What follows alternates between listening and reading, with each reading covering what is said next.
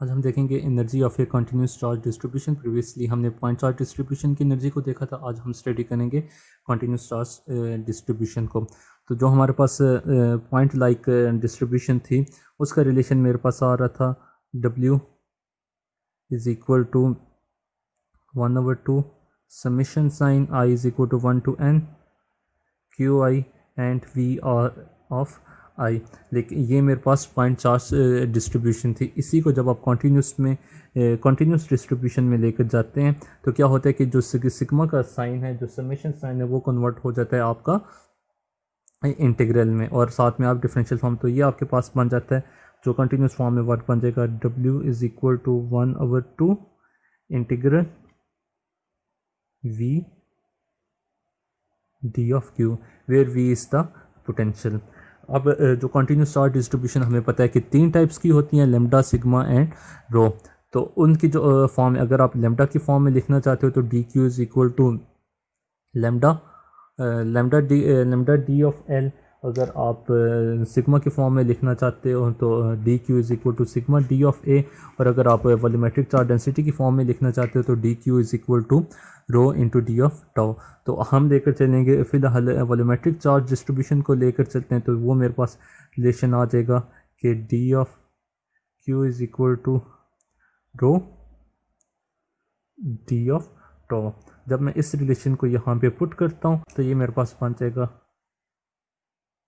W is equal to 1/2 integration rho V D of tau. अब आप देखेंगे जो हमारे पास पॉइजन इक्वेशन थी, पॉइजन इक्वेशन की फॉर्म थी del dot E is equal to rho over epsilon not. यहाँ से अगर मैं रो की वैल्यू निकालूँ तो वो आ जाती है rho is equal to epsilon not del dot E। अब इस इक्वेशन में रो की जगह आप वैल्यू पुट कर दोगे तो ये बन जाएगा W is equal to epsilon not, बाहर आ जाएगा epsilon not over 2 integration del dot E into V that is the potential and D of tau. अब यहाँ पे ये जो आपके पास रिलेशन इंटीग्रेशन रिलेशन बन गया, इसके ऊपर आप अप्लाई करोगे integration by part.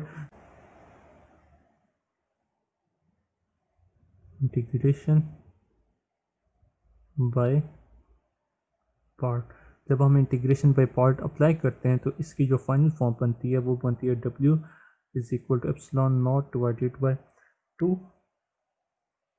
Into minus integral E dot delta V D of tau plus surface close surface area surface integral V E dot D of A. ये फॉर्म आपके पास बन जाती है। ये आपके पास सरफेस है और ये आपके पास वॉल्यूमेट्रिक है। अब यहाँ पे ये चीज़ याद रखें कि जब आप वॉल्यूम जो आपके पास रीजन है उसका वॉल्यूम आप इंक्रीज़ करते जाते हैं तो ये जो आपके पास ये वाला पोर्शन है वॉल्यूमेट्रिक इंटीग्रल जो है ये अपना इफेक्ट डोमिनेट करता जाता है, ये डोमिनेट होता जाता है। लेकिन जैसे जैसे आप वॉल्यूम को इंक्रीज़ करते जाते हैं तो ये सरफेस इंटीग्रल का इफेक्ट ज़ीरो की तरफ जाना मतलब बहुत ही स्मॉल होता है, वैसे भी स्मॉल होता है और वो फर्दर स्मॉल हो जाता है। तो इस केस के लिए हम क्या करते हैं कि ये जो आपके पास सरफेस इंटीग्रल है इसको हम ले लेते हैं इक्वल टू ज़ीरो। जब इसको हम इक्वल टू ज़ीरो लेते हैं तो आपके पास रिलेशन बच जाएगा W is equal to epsilon not over 2 into minus volumetric E dot delta V D of tau. अब आपको पता है कि जो आपके पास इलेक्ट्रिक फील्ड होती है वो इक्वल होती है E is equal to minus delta V। उसको जब आप यहाँ पे पुट करोगे तो आपके पास वर्क आ जाएगा W is equal to epsilon not over 2 minus minus के साथ प्लस हो जाएगा ई स्क्वायर हो जाएगा, यहाँ पे भी E डॉट आ जाएगा E dot E square is equal to E square D of tau. ये आपके पास वर्क डन या एनर्जी का रिलेशन आ जाता है for a continuous charge distribution. तो कॉन्टीन्यूस चार्ज डिस्ट्रीब्यूशन की एनर्जी को फाइंड आउट करने के लिए आप ये वाला रिलेशन भी यूज़ कर सकते हैं और ये वाला रिलेशन भी आप यूज़ कर सकते हैं।